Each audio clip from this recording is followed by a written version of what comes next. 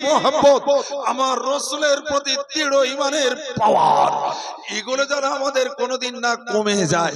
এই জলসা করার উদ্দেশ্য তো সেইগুলো যে আমরা মসজিদের ও হয়তো দুদিন মসজিদে 5 ওয়াক্ত যেতে পারিনি, কিন্তু মসজিদের ভালোবাসার কোনোদিন কমেনি। কোরআন হয়তো ছেলেটা সব দিন পড়তে পারিনি, কিন্তু কোরআনের প্রতি ভালোবাসা, শ্রদ্ধা, মুহাব্বত, তাহজিব, তামাদ্দুন ওর যেন না কমে। আল্লাহ রাসূলের ভালোবাসা ওর যেন জীবনে কোনোদিন না কমে। নামাজ নামাজ সত্য, সালাত সালাত সালাত, সালাতের বিরুদ্ধে যেন কোনো নিজে পড়তে পারেনি আলাদা কথা, কিন্তু নামাজের বিরোধিতা কোনোদিন যেন না করে।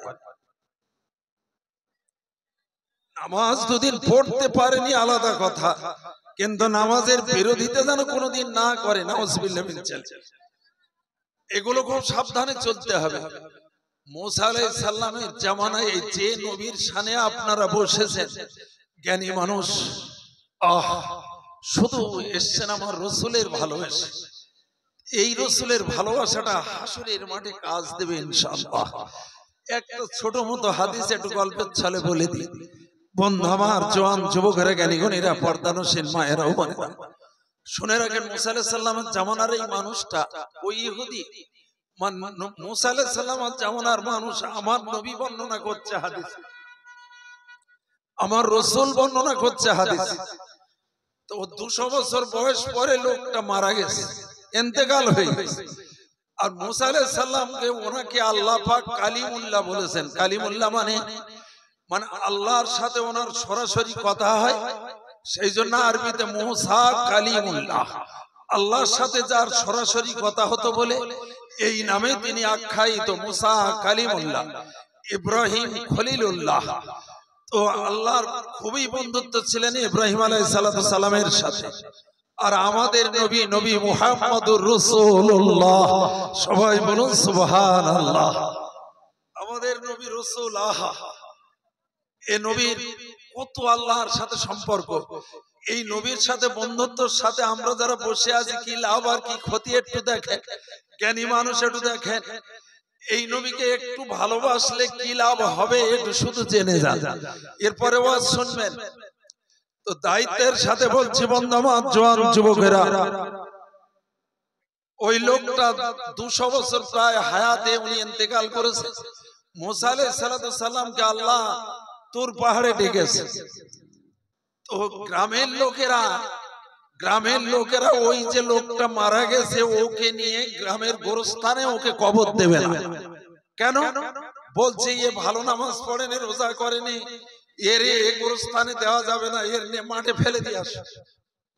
মানে মাঠে ডাঁড়ের উপর একটা ফেলে দিয়ে এসে দাফন করে। আল্লাহ তাবারক তাআলা মুসা আলাইহিস সালামকে বলছে, ও নবী, তুমি ফিরে যাও, গ্রামে গিয়ে দেখবে অমুক লোক ইন্তেকাল করেছে, তাকে নিয়ে এক জায়গায় রেখে দিয়েছে, মানে শিয়াল, মানে শকুন, কাক, চিলে খাবে, ওকে ডাঁড়ের উপর রেখে দিয়েছে।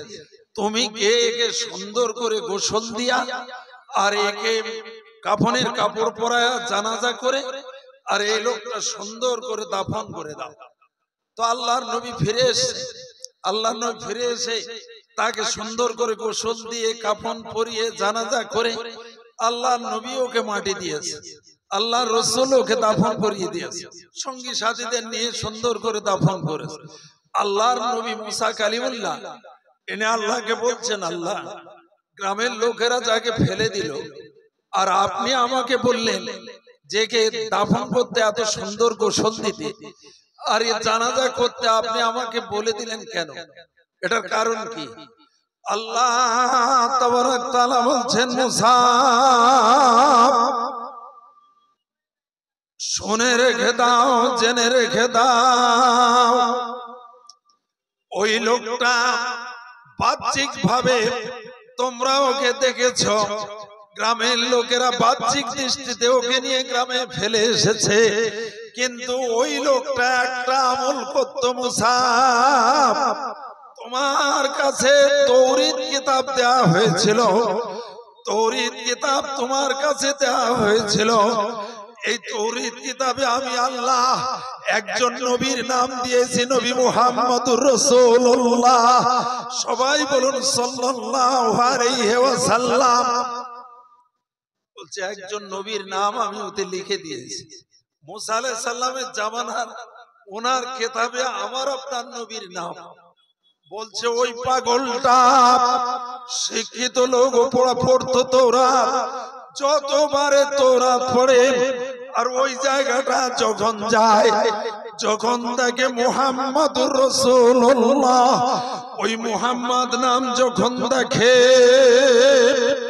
ও তখন ওইটা মুখে তুলে, কিতাবটা মুখে তুলে একটা করে চুমা দেয়।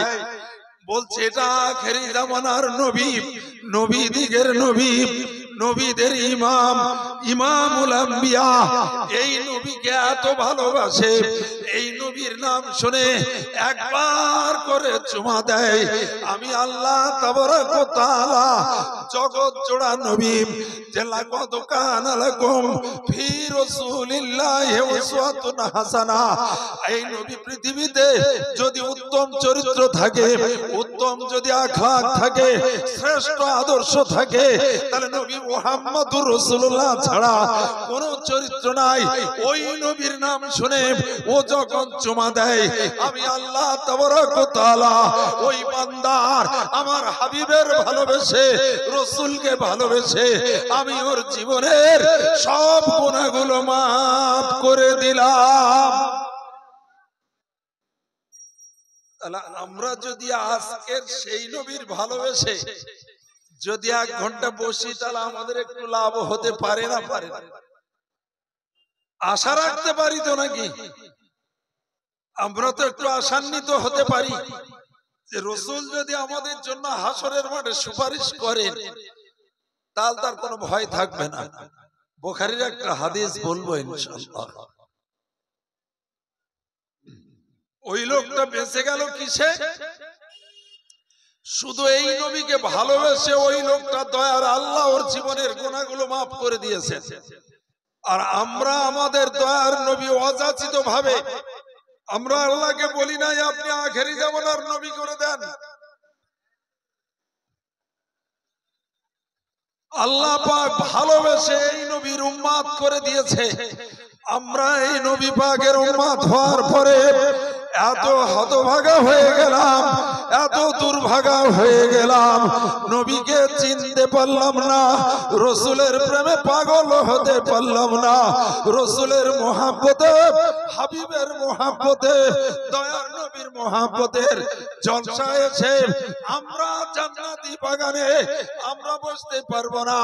হাসরের মাঠে, মহাহাসরের মাঠে, কঠিন দিনে, মুসিবতের দিনে হে উম্মতে মুহাম্মাদির দল, শুনে রেখে দেন, জেনে রেখে দেন, আল্লাহর নবী মদিনার পার্লামেন্টে বললেন, ইয়া মাশারাল হাজিরিনা